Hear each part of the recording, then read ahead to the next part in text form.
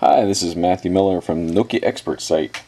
I'm going to take you on a quick little walk around the Nokia 5530 XpressMusic device. This is a Euro version, and it's kind of an alternative to the 5800, which I actually no longer have the 5800 to show you a comparison of.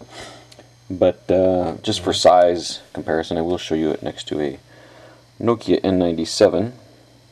And as you can see, the 5530 is a bit shorter and significantly thinner here. The 5530 is a nice thin, small device. It does not have a keyboard, which accounts for the size difference there. It is an XpressMusic device, and it's a fifth device, so it's a full touchscreen phone, similar to the 5800. However, it is lacking the 3G radio and GPS. It does have Wi-Fi and Bluetooth and Edge. Has a stereo FM radio as well. It's quite a compact device, as I'll show you with the light off in a few minutes. It has a 2.9-inch 640 by 360 pixel display, which actually looks brilliant. I actually thought it was an OLED display at first. Hopefully the video will capture that. It really looks fantastic, and this is a nice phone for going out and about. I'm kind of a QWERTY fan myself, but if you want something that's very pocketable and still has all the power of the S65th edition touch, then this will be a device that you might want to consider.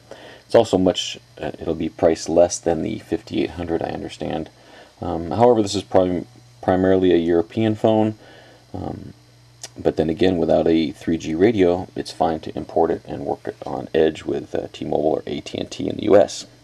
So let's just take a walk around the device, and I'll show you some of the screens. Up here we have the XpressMusic button that if we tap on it, I'll show you that part. There's a send and end, and then a menu soft kind of key here.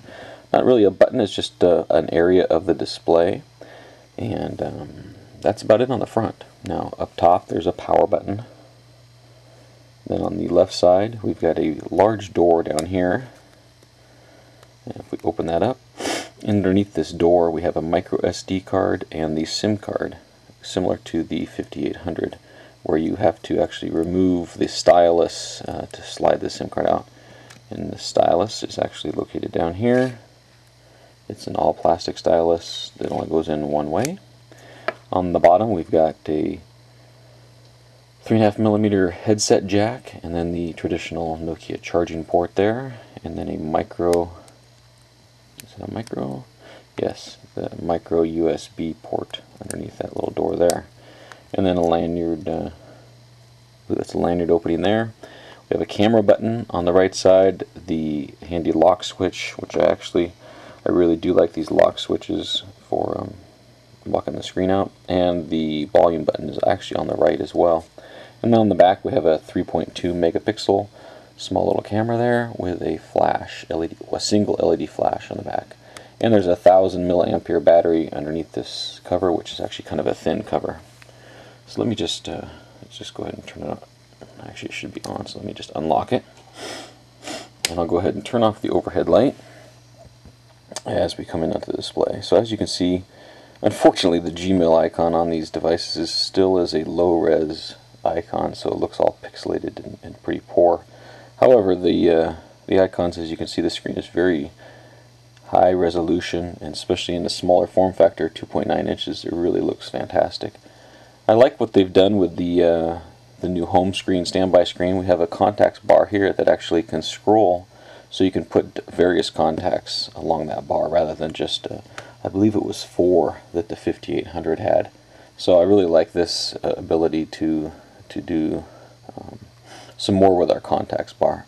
And then we have, email there, some email stuff.